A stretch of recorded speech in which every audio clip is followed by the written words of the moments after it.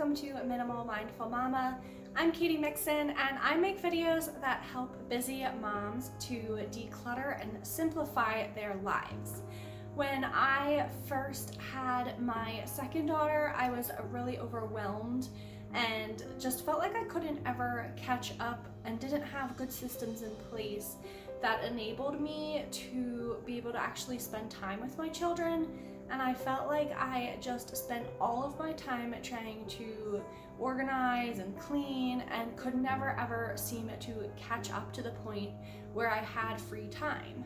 I started looking for solutions to that feeling of overwhelm and looking for ways maybe to take better care of myself so that I would have more energy to be able to try to keep up with everything. And that is when I discovered slow living and minimalism, but especially hygge. If you haven't heard of hygge before, it is a Danish word. It's difficult to translate exactly into the English language, but I like to describe it as the art of coziness. The Danish culture is said to be one of the happiest in the world, and I think that looking at this concept and how it plays out in their culture can be really helpful to compare and contrast to American culture, especially as in the American culture, I definitely got the feeling that mothers, especially with young children, are to be seen but not heard. It seems to be that you're welcome to bring your children places as long as they're not crying or making noise. And so I often felt like as a new mom, I was just kind of pushed to the side. There are so many cultural expectations for moms, and yet it seems that there is very little support. This is one of the things that drove me to try to find some form of self-care that would really work for me. And as I looked more and more into it, living a more hygge lifestyle proved itself to be the missing pieces that I had been looking for. As I incorporated aspects of the hygge type of lifestyle, and as I found good systems that I was able to simplify my routines, I was able to feel much better in my role as a mother. I was much calmer of a parent, and I definitely found more time that I felt like I could actually sit and play with my children. So the concept of hygge is to embrace all things cozy. This tends to really show itself well in the winter months when everything outside is cold and dark.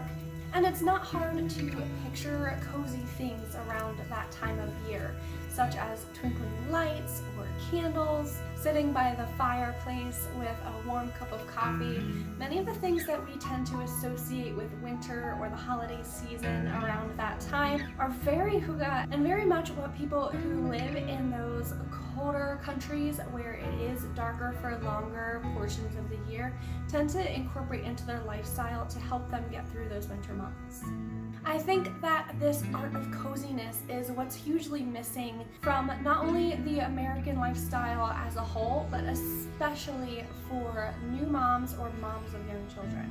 So there's several ways that I think that you can incorporate the art of coziness into your life as a busy mom all year round.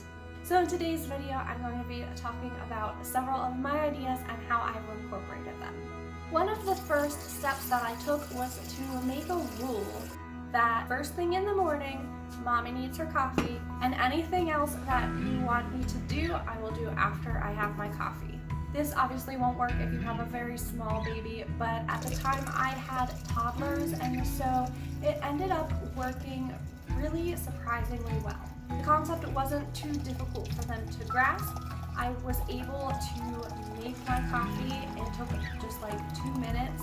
And instead of me getting upset and stressed because I hadn't yet had a chance to just go start my coffee, even though that role felt really selfish when I first made it, it really helped the morning to go so much more smoothly. I would start my coffee first thing. My kids knew that they had to wait a minute for my coffee to be ready. And then after I had my coffee, we would read a morning poem and then we would get breakfast. By prioritizing myself in this way, I was able to have a calmer morning and actually end up prioritizing my children in the process. Another aspect of hygge that isn't quite as actionable of a goal, but I think can be a really good perspective shift, kind of aligns with the slow living movement. So the idea of slow living is to simply be in the moment, and sort of like the saying goes of stop and smell the roses. In the United States, we're such a busy culture. We go from one thing to the next. A lot of value is placed on being busy and always working your way up. So the idea of slow living is to slow the busyness and to be in the moment and be present, and to not always need to be chasing that next thing. I know moms hear it all the time of be sure to savor the moment, and it can get a little bit annoying to hear that over and over from other people, but I think that it is a good reminder for ourselves that it's okay to stop for a minute and just sit with your children, or to just get down on the floor and play, and that the dishes will wait, laundry will wait, and it's okay to take a few minutes or to take a day. If you're like me and you're now thinking, but it doesn't matter because I still have to do them, I still have to catch up on it later, then that's where you need to be able to look at your systems and routines that you have in place and try to figure out ways that you can simplify those. But that's a topic for a different video. Another important part of living a hygge lifestyle is togetherness. Togetherness is very valued in the Danish culture in the concept of hygge. However, it's not so much of just being around other people as being with people who you love and who you care about and who care about you. This could be your immediate family, it could be close friends who feel like family, but that time together is really prioritized. As moms, we often are so busy and so overwhelmed that we forget to prioritize that together time, especially with our friends. I think we're so concerned about how other people are going to judge us as parents and as mothers that we don't want to bring other people into our home. We don't want them to see our mess. This is another area where simplifying your routine can also help. However, I think that it would be really helpful if moms everywhere could have grace for themselves and for each other, and just have another mom over into your home. Whatever mess that you think is so bad might actually help to relieve some of her stress around how her home is. Because let's face it, as moms, we all have kids and we all have kid messes.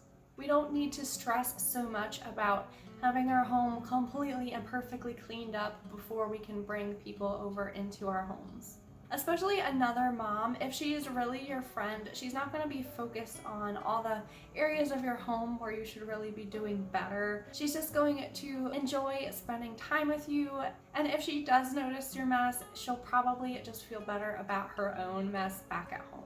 If you don't feel like you have those kind of friends yet, I really recommend looking for a mommy group near you. I think it's really important to make and to have mom friends, and that doesn't mean that you should neglect your other friends either. I think it's important to have both and to prioritize time with the people in your life who fill you up. But having friends who also have kids, who, whether they're in the same stage of life as you, or maybe they're a little bit ahead or a little bit behind, it's just a really good way to feel supported. And so definitely look and see if you can find any sorts of mommy groups, whether they're ones you bring your kids to or that you leave your kids home. And it may take a few tries to find the right fit for you. Prioritizing, finding, and making mom friends is really important, and even if it takes hard work and dedication, it will be worth it in the end. Another change that I made that really helped to make my life more cozy is to prioritize time outside. There have been a lot of studies that show how being outside in nature can really have a dramatic effect on how we feel, and so I made an effort to get outside every day. I loved reading the book There's No Such Thing as Bad Weather, and that really helped me to change my perspective on being outside and going outside. I'm definitely a summertime type of person and I don't like the cold, but I did find that Whether I sat outside to drink my coffee, or if I pushed the kids on the swing set in the backyard, or if we had more time that day and we went for a walk or went to the park nearby for a little mini hike.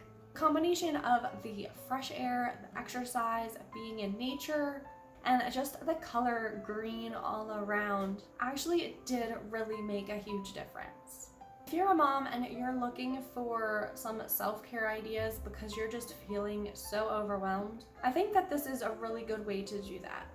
I know that there's kind of two camps around the idea of self-care. Some people are all about self-care, pampering, give me all of it, and other people feel like self-care is way overdone. And let's face it, when we think about self-care, a lot of times we think about like bath bombs or something like that.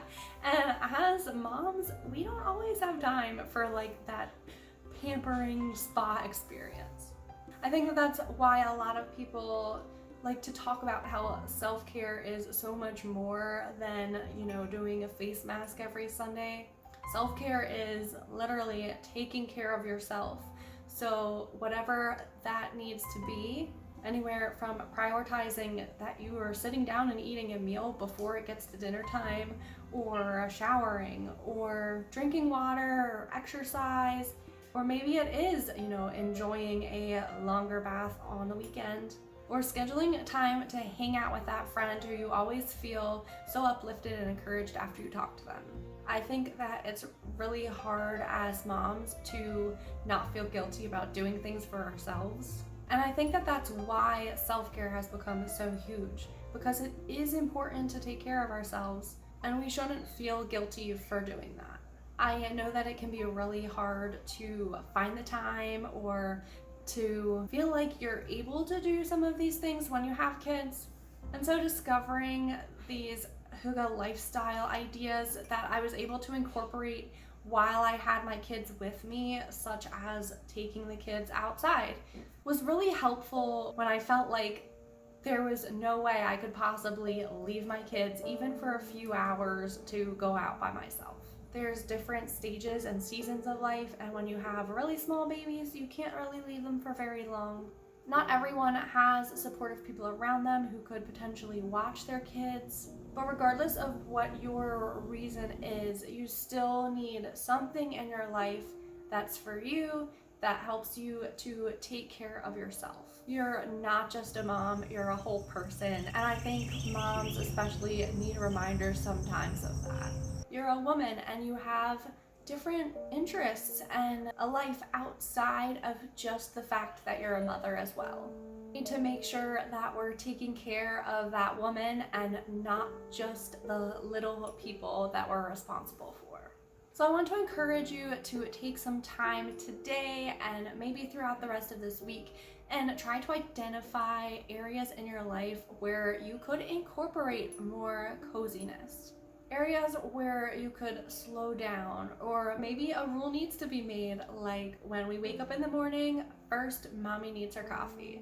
Think of ways that you can incorporate some togetherness into your week, or ways that you can get outside and be in nature. I would love if you have ideas, if you would comment down below some ways that you already or that you would like to be cozy in your lifestyle. I'm always looking for new ideas, and I love using the comment section kind of as a collaborative resource for everyone watching this video so that you can go through and see other ideas besides just mine. Thank you guys so much for watching this video. Please go ahead and like and subscribe to my channel, and you can hit that little bell button so that you'll get notified when I upload new videos. I hope you have a very cozy day, and I will see you in my next video.